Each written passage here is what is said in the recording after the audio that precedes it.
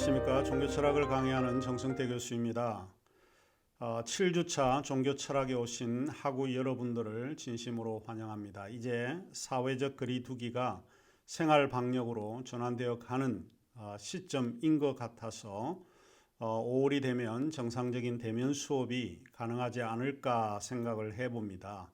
이번 코로나19로 인해 대학 풍경이 이전의 풍경과는 사뭇 다르게 변화되어 가는 것 같은 생각을 해보게 됩니다. 이전에는 강의가 교실이라고 하는 제한적인 공간 속에서 이루어졌다면 이제는 공간과 시간을 초월하는 인터넷의 소통과 더 친숙해지는 새로운 시대의 변화를 감지하게 하는 듯 합니다. 아무튼 이번 사태로 인해서 새로운 시대의 변화를 인지하게 만든 것 같습니다. 그러면 이제 종교철학 수업을 시작하도록 하겠습니다. 오늘 저희들이 다룰 주제는 종교철학 담론 7장이 되겠습니다. 종교철학 담론 7장의 그 주제는 신의 존재는 증명될 수 있는가입니다. 특히 신의 존재를 증명하기 위해서는 6가지 논증들이 필요하다고 말씀을 드렸는데, 지난주에 저희들이 살펴본 2가지 논증은 우주론적 논증과 존재론적 논증입니다. 우주론적 논증은 귀납의 방식으로서 관찰과 경험에서 출발하는 이른바 아포스테리 논증이라고 말씀을 드렸고, 또 존재론적 논증은 연역의 체계로서 논리의 학적인 그런 절차에 의해서 검증해 가는 원칙이라고 말씀을 드렸는데, 그런 것들을 아프리오리 논증이라고 말씀을 드렸습니다. 오늘 저희가 이제 공부할 부분은 교과서 253쪽부터 시작을 하도록 하겠습니다. 이 장에서 우리는 신존재 증명을 위해 4가지 논증들이 있고, 이 논증들을 우리가 살펴보게 될 텐데, 이 4가지 논증들은 목적 논증, 도덕론적 논증, 개형성적 논증, 그리고 실용주의적 논증이 있습니다.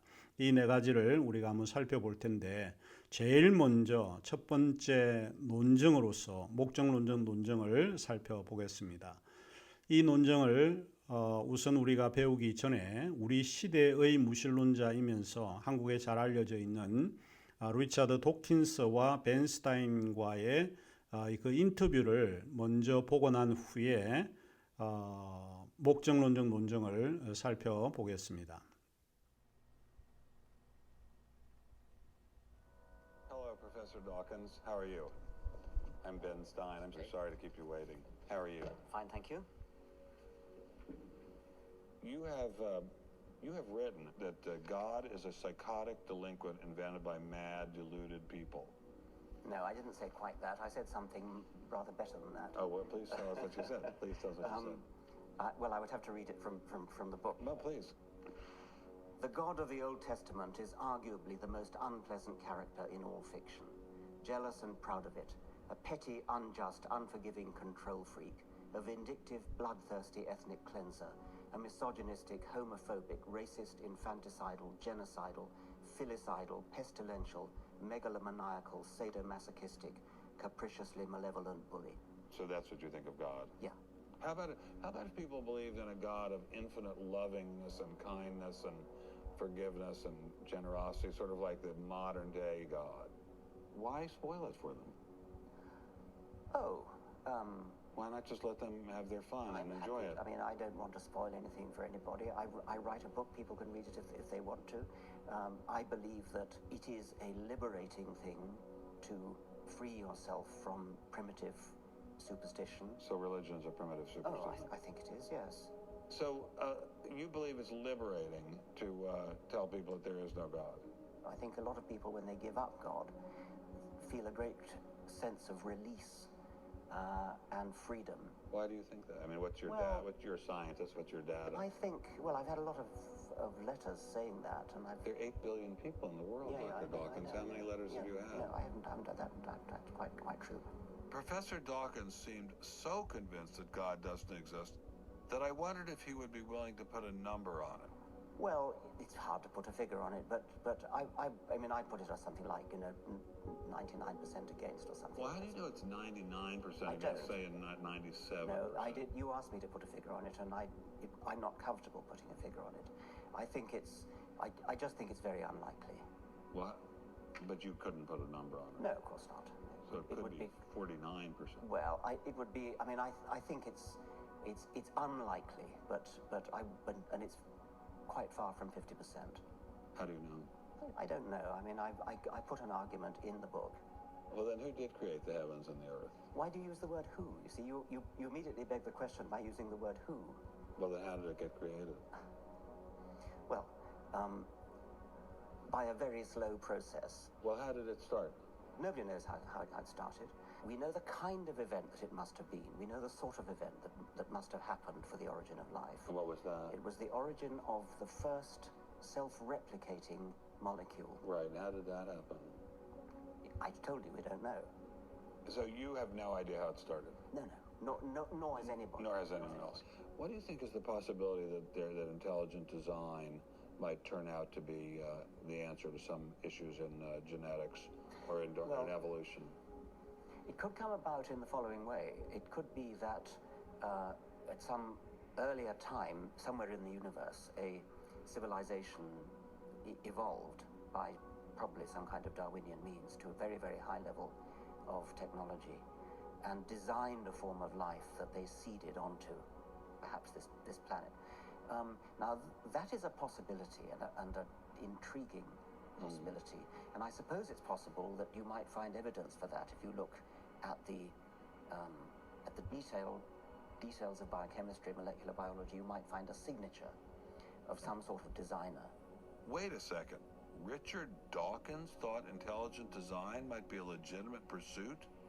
And that designer could well be a higher intelligence from elsewhere in the universe. Well, but that higher intelligence would itself have had to have come about by some explicable or ultimately explicable process. It couldn't have just jumped into existence spontaneously. That's the point. So Professor Dawkins was not against intelligent design, just certain types of designers, such as God. So the Hebrew God, the God of the Old Testament, he doesn't exist in your view? Certainly. I mean, that would be a very unpleasant prospect. And the Holy Trinity of the New Testament, nothing like that. Do you believe in any of the Hindu gods? Like Vishnu? How can you ask such a question? You don't, right? How could I? I mean, why would I, given that I don't believe in any others? You don't believe in the Muslim God? No. I mean, why do you even need to ask? Well, I just wanted to be sure. So you don't believe in any God anywhere? Any God anywhere would be completely incompatible with anything that I've said. I just wanted to make sure you don't believe in any God anywhere. No. What if after you died, you ran into God? He said, "What have you been doing, Richard? I mean, what have you been doing? I've been trying to be nice to you. Yeah. I gave you a multi-million-dollar paycheck over and over again with your book, and look what you did." Bertrand Russell had that point put to him, and he said something like, "Sir, why did you take such pains to hide yourself?" 우리는 아주 흥미로운 인터뷰를 보셨습니다. 그것은 벤 스타인의 질문에 리처드 도킨스가 매우 당혹스럽게 대답을 하고 있기 때문입니다. 도킨스의 대답 자체는 과학적 일하기보다는 개인의 사견이나 개인의 감정이 더 많이 들어가 있고, 그리고 인터뷰 도중에 지적 설계의 가능성을 언급하고 있으니까 그가 제시하고 있는 대답이 매우 흥미로울 수밖에 없다는 것을 우리가 느끼게 됩니다.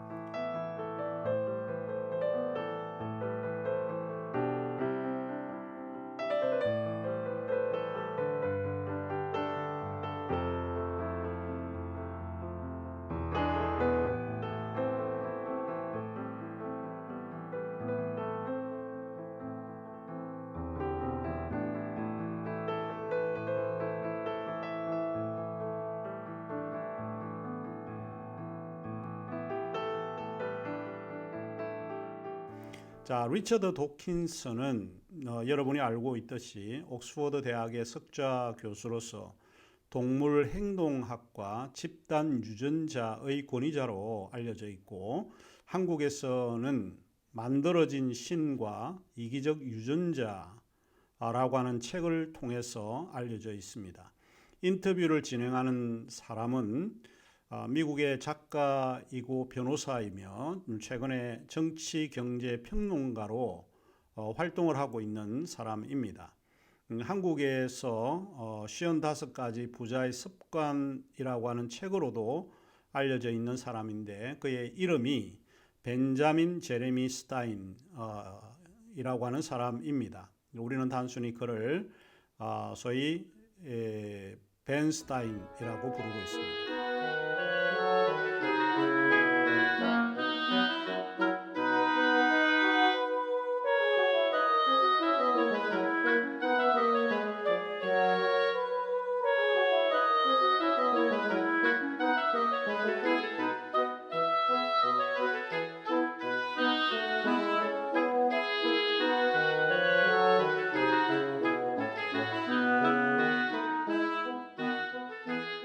목적 논적 논정은 설계의 논정이나 지적 설계의 논정의 다른 이름으로 알려져 있습니다. 자, 그러면 목적 논적 논정이 무엇인지 우선 살펴볼 필요가 있겠고요. 목적 논적 논정이라고 하는 것은 다른 논정에 비해서 쉽게 설명이 가능하고 또 쉽게 설명할 수 있다는 이점이 있습니다. 왜냐하면 이 논정은 우리가 자연이나 일상의 사물 속에서 관찰할 수 있기 때문에 그러지 않을까 싶습니다. 우선 목적론적 논정은 조금 전에 말씀을 드렸듯이 설계나 계획으로부터의 논정이라고 부르고 있습니다. 우리가 주변을 돌아보면 우리가 보고 마주하는 것들은 자연이고 또 인간이고 사물들을 우리가 살펴보게 됩니다. 예컨대 책상을 우리가 한번 보게 되면 책상이 그냥 심심해서 혹은 저절로 만들어져 있다거나 그 자리에 놓여져 있다거나 어쩌다 보니까 책상이 만들어졌네라고 그렇게 말하는 것은 아닙니다. 목수나 공예에 조예가 깊은 사람이 책상을 구상하고 그 책상을 어떤 목적으로 제작했을 것이라고 생각하는 것이 더욱 타당할 것입니다. 사람의 신체 구조를 살펴봐도 동일한 생각을 갖게 되는데, 사람의 신체 구조에서 눈이라든지 코라든지 입과 같은 것들은 그냥 단순히 만들어진 것이 아니라 어떤 것을 보도록 고안되어 있고 또 냄새를 맡고 먹기 위해서 제작이 되었다고 생각하는 것이 아마도 현명할 것입니다. 이런 이유에서 목적론적 논정은 사물의 내부에서 우발적으로 만들어진 것은 없다고 주장하는 것입니다. 여기에서 우발적으로 만들어졌다라고 하는 것은 주로 진화론을 염두에 두고 있는데, 자연의 진화 과정에서 진화론은 그냥 단순히 우연히 만들어졌다고 주장을 합니다. 책상과 인간 또는 우리 앞에 있는 그 컴퓨터와 같은 것들을 또 자세히 살펴보게 되면 우발적으로 나온 것이 사실은 아니고 어떤 목적을 가지고 제작되었을 가능성이 크다고 볼 수 있습니다. 그래서 우주는 설계되었거나 계획되었다고 말할 수 있습니다. 최근 이 논정을 지지하기 위해서 기독교 유실론자들이나 기독교 과학자들이 고안해낸 것이 지적 설계론이 있습니다. 지적 설계론은 영어로 표현을 하자면 Intelligence Design이라고 불리고 있는데 앞 글자를 따서 ID라고 말하기도 합니다.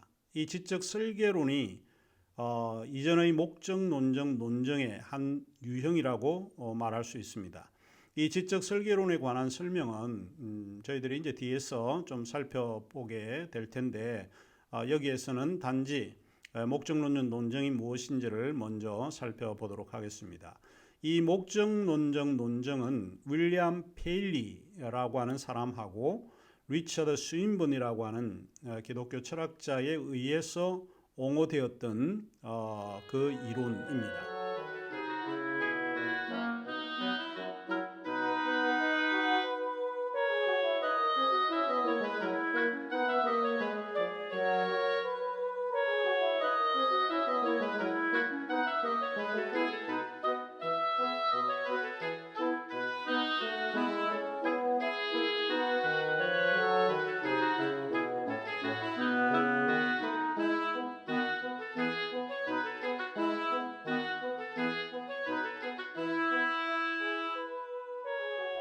윌리엄 페일리는 영국의 성공의 신부이면서 동시에 영국의 캠브리지 대학교의 신학부 교수로서 기독교 변증가와 공리주의 사상을 가르치고 또 그 개념들을 통해서 사람들에게 각인이 되어 있는 인물입니다.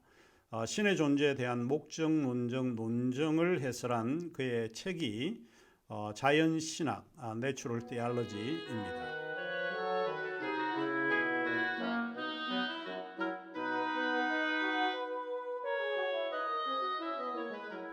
이 책은 시계공에 관한 정명으로도 유명한데 그는 시계를 제조하는 시계공을 쉽게 유추할 수 있기 때문에 시계공, 즉 watchmaker라고 하는 말을 비유적으로 사용하고 있습니다. 그는 영국 피터버러에서 태어났고 캠브리지 대학교에서 교육을 받았던 인물입니다. 그러면 페일리의 목적론적 체계를 살펴보겠습니다. 누군가가 사막을 걷다가 우연히 시계 하나를 발견했다면 어떤 생각을 하게 될까요? 시계가 저절로 또는 우연히 이렇게 만들어졌다고 생각하지 않을 겁니다. 시계를 자세히 들여다보면 시계의 모양이나 분침이나 초침이 일정하게 움직이는 것을 보게 되고 그리고 시계의 모양뿐만 아니고 그 내면을 보면 매우 정교하면서도 복잡하게 만들어졌다는 것을 추론할 수 있습니다. 그렇게 되면 사람들은 누군가가 이 시계를 제작한 자가 분명히 있을 것이다 라고 생각을 하게 된다는 겁니다. 이처럼 우주도 매우 정교하고 복잡하게 만들어져 있습니다. 사물이 돌아가는 것이나 어떤 법칙에 따라서 움직이는 것 등 또 미세한 벌리나 자연 세계에 있는 생명이나 동물의 행동 등 이런 것들도 단순히 여기에 있거나 또 우연히 생겨난 것이 아니고 지성이 뛰어난 누군가에 의해서 제작되었음에 틀림없다고 단언하게 될 것입니다. 따라서 우주는 매우 지성적인 존재가 어떤 목적을 가지고 설계했을 가능성이 높다고 결론을 내리게 된다는 것입니다. 이것이 페일리의 목적론정입니다. 페일리의 논정 방식과 매우 유사하게 그 영국 옥스퍼드 대학의 리처드 스윈번의 목적론적 논정을 이 시간에 우리가 또 살펴보게 됩니다.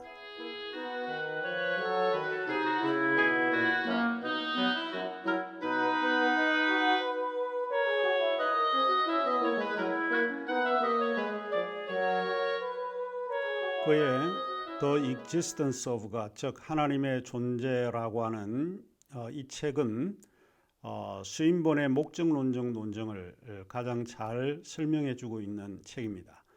특히 스윈번은 세계의 질서로부터 목적론적 논정을 이끌어내고 있습니다. 스윈번은 이 논정을 증명하기 위해서 두 가지 질서를 예로 들고 있습니다. 하나는 공간적 질서이고 또 하나는 시간적 질서입니다.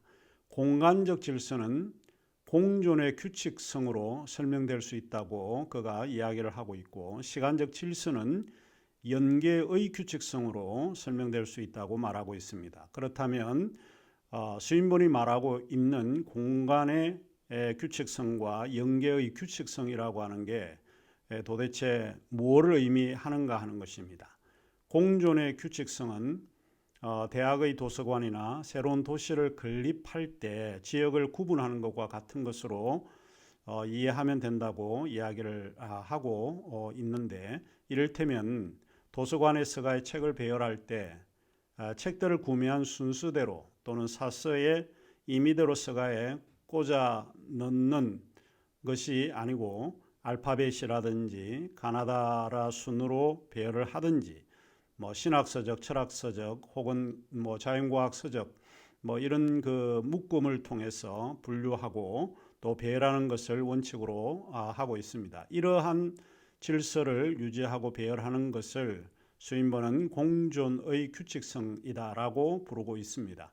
반면에 연계의 규칙성이라고 하는 것은 보다 더 쉬운 말로 설명을 하고 있는데 그것은 이 세계나 우주에는 자연의 법칙과 같은 것이 존재하고 있다라고 할 때 그런 것을 영계의 규칙성이다라고 이야기를 합니다. 우주라고 하는 것은 뭐 임의대로 뭐 이렇게 만들어진 것처럼 이렇게 보이긴 하지만 그런 것이 아니라는 거예요. 어떤 법칙들에 의해서 서로 연결이 되어서 연계되어 있다라고 이야기를 하고 있습니다. 이와 같은 것을 스윈번은 영계의 규칙성이다 이야기를 합니다. 간단하게 이야기를 하자면 왜 스윈번이 좀 이런 그 규칙성 같은 것을 분류해서 우리에게 이야기를 하고 있는가 하는 것은 세계나 사물의 질서가 임의대로 또는 저절로 만들어지지 않고 분명한 어떤 목적을 가지고 무엇이든 사물이 만들어졌다라고 하는 것을 보여주려고 했던 것입니다. 또한 스윈번은 목적론적 논증을 증명하기 위해서 보다 합리적인 설명을 필요로 하고 있다라고 주장을 하고 있는데요. 그래서 그는 두 가지 설명이 더 필요하다 이렇게 주장을 합니다. 우주나 세계를 이해하기 위해서 대체로 과학적 설명에만 우리가 의존하고 세계를 이해해 왔다라고 보는데 스윈번은 그것만으로는 부족하다라고 이야기를 합니다. 거기에 덧붙여서 개인적인 설명 또는 인격적 설명, 그는 영어에서 이 personal explanation이라고 하는 말을 사용을 하는데 뭐 인격적이라고 해도 되고 개인적이라고 하는 것도 될 것 같습니다. 그래서 이 우주나 세계를 이해하기 위해서는 과학적 설명과 동시에 개인적인 설명 또는 인격적 설명이 필요하다라고 그는 보았습니다.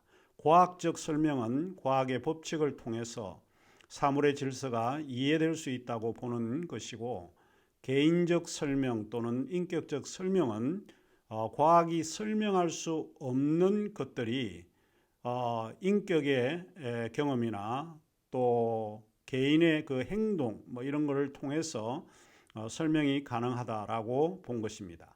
세계를 이해하는 것은 반드시 과학만이 최고의 설명이 될 수 있다고 보는 것은 그가 말하고 있듯이 그거는 무리한 해석이 될 수밖에 없다라고 이야기를 합니다. 그리고 그것은 반쪽의 설명밖에 되지 않는 것이다 라고 보는 거죠. 세계를 이해하려고 할 때 과학의 눈으로만 이를 이해하는 것은 완전하게 온전히 세계를 다 이해할 수 없다라고 보는 거죠. 그래서 그는 세계를 이해하기 위해서는 개인적이고 인격적인 설명도 반드시 포함되어야 그 설명이 온전한 설명이 될 수 있다라고 본 것입니다. 이를테면 마치 비극적인 사건을 경험한 사람의 예를 든다라고 하면 그 사람은 고통을 해결할 수 있어야 되는데 그것은 과학의 방법만이 그의 고통을 해결할 수는 없습니다. 그렇기 때문에 개인의 어떤 경험이나 인격적인 그런 것을 통해서 뭐 이를테면 신앙과 같은 것을 통해서 고통에 대한 치유가 뭐 극복되지 않을까 하는 것입니다. 그런 의미에서 이 과학적 법칙뿐만 아니고 과학적 설명뿐만 아니고 개인적인 설명도 필요하다고 본 것입니다. 자, 그렇다면 목적론적 논증을 설명하기 위해서 더 구체적인 사례를 저희들이 좀 살펴보는 것이 더 좋을 듯합니다. 몇 가지 사례를 들자면 다음과 같습니다. 첫째로 순환계의 피를 공급하는 일을 저희들이 좀 자세히 살펴보게 되면 인간은 단순히 임의대로 만들어진 것이 아니고 어떤 분명한 목적을 가지고 만들어졌다라고 하는 것을 추론해 볼 수 있습니다. 심장 펌프 박동은 매일 10만 번씩 평생 지속적으로 펌프질을 한다고 합니다. 두 개의 펌프로 약 25억 번을 박동하고 있고 2억 2,720만 5,800리터의 피를 공급하고 있다고 합니다. 이 이야기를 들으면 참 대단하다고 하는 생각을 해볼 수 있습니다. 그것은 일정하게 펌프질을 통해서 피를 공급하고 있으니까요. 둘째로 또한 우리가 혈관과 같은 인간의 기관을 생각을 해보게 되는데 인간의 몸이 단순히 저절로 또는 임의대로 만들어진 것이 아님을 알 수 있습니다. 몸에 있는 혈관의 길이를 과학자들이 측정을 해보게 되면 96,000km라고 합니다. 이것은 지구 적도를 따라 2바퀴 반이나 도는 거리와 맞먹는다고 합니다. 신비하죠. 신비하지만 이 복잡한 혈관의 운동은 진화의 과정으로서는 설명될 수 없다고 보인다는 것입니다. 셋째로 우리가 더 친숙해져 있는 예를 든다라고 하면 산소의 경우인데, 산소의 경우를 보면 이 우주가 더욱 인간을 위한 매우 적합한 목적을 위해서 설계되었다라고 하는 것을 배우게 됩니다. 산소는 인간의 삶에서 가장 기본적이고 없어서는 안 될 중요한 요소입니다. 전문가들에 따르면 공기 중의 산소 양이 전체 공기의 양 가운데 21%를 넘어서지 않아야 한다는 것입니다. 만일 이 범위를 넘어서게 되면 지구는, 우리가 살고 있는 이 플래닛은 매우 위험하다는 것입니다. 그렇게 되면 자연 발생 화재 위험이 증가되고 인체 세포들이 위험에 처하게 된다라고 이야기를 합니다. 이 21%는 인간과 우주의 질서를 유지하는 가장 최적의 퍼센트라고 합니다.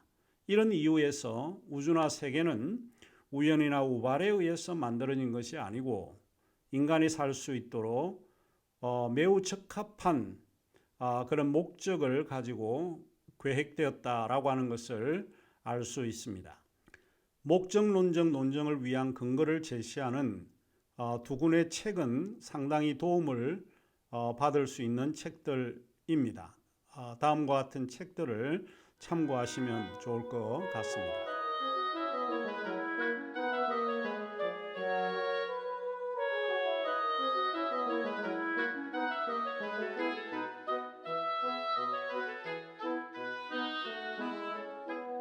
리처드 스웬슨은 과학으로 만난 하나님이라고 하는 책은 의학, 신체학, 물리학, 화학, 천문학 사이를 넘나들며 하나님이 만드신 세계 속에 담긴 창조의 신비와 경의를 쉽고 명확한 과학의 언어로 설명하고 있습니다. 평생 스웬슨은 외과 의사로 살아왔습니다. 그 외과 의사로 살아온 그는 과학과 신앙이 나누어지지 않는다라고 하는 것을 알게 되었고, 오히려 과학이 창조를 지지하고 증거하고 있다는 사실을 발견한다는 의미에서 그는 이 책을 저술했다고 말하고 있습니다. 윌리엄 페일리의 강의 노트로 된 기독교 증거와 자연 신학이라고 하는 이 두 책도 저희들이 공부를 하게 되면 매우 많은 것을 배울 수 있습니다. 비록 이 두 권은 번역되지는 않았지만 목적론적 논증의 다양한 논리적 증거를 위해서는 매우 유익한 도움이 될 수 있다고 봅니다. 참조하시면 좋을 것 같습니다.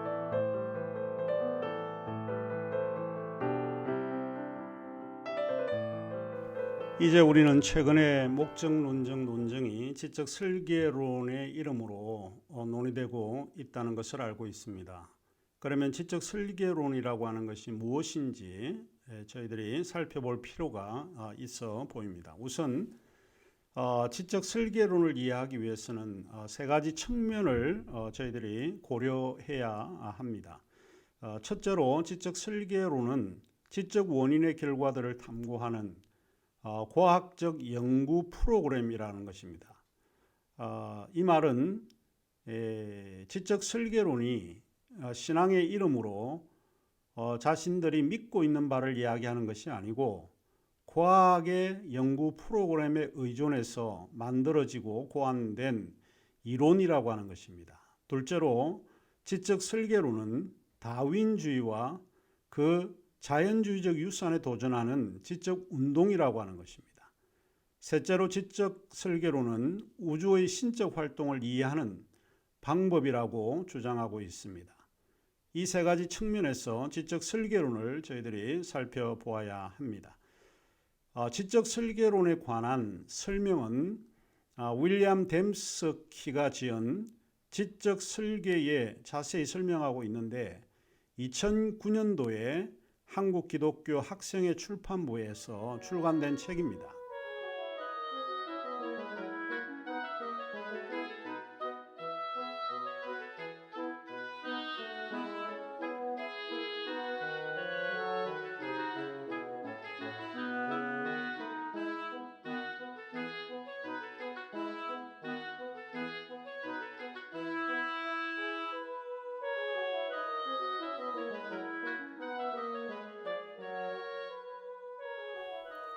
그러면 구체적으로 지적 설계란 무엇을 말하고 있는가 하는 것입니다. 지적 설계를 정의할 때에 좀 복잡한 말로 정의를 하고 있는데 그 지적 설계를 화는 불가능한 복잡성으로 정의하고 있습니다. 이 말을 들으면 도대체 무슨 말이지? 라고 사람들이 생각을 하게 됩니다. 뭔 그렇게 복잡하게 설명할 필요가 있을까? 라고 퉁명스럽게 사람들이 물을 수도 있습니다. 그러나 하나하나 자세히 분리하여 설명하면 이 정의를 쉽게 이해할 수 있는 개념입니다.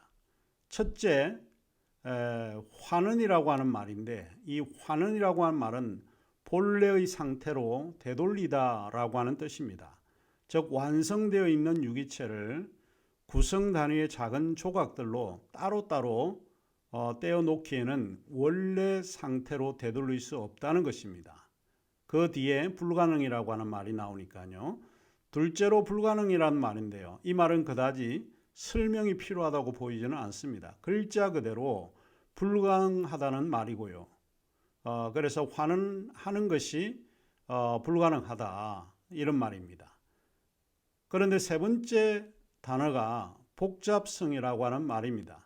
환은 불가능한 복잡성일 때 그 복잡성, 이 우주라고 하는 게 얼마나 그 복잡합니까? 그리고 더욱더 생명체라고 하는 구조가 매우 복잡하다는 말로 사용되어지고 있습니다. 그래서 이 세 단어들을 조합하여 설명하자면 이렇게 정의될 수 있습니다. 어떤 조직이나 기구는 특정한 구성들로 이루어져 있다. 그 구성 요소들은 서로 유기적으로 연결되어 각자 떨어져 있을 때는 제대로 그 기능을 수행할 수 없다는 것입니다. 이 환원 불가능한 복잡성이라고 하는 지적 설계 개념을 이해하려면 생화학 교수였고 또 기독교인이었던 마이클 베이가 쓴 그의 다윈의 블랙박스를 저희들이 읽어보시면 조금 더 이해하는 데 도움이 되지 않을까 생각을 합니다.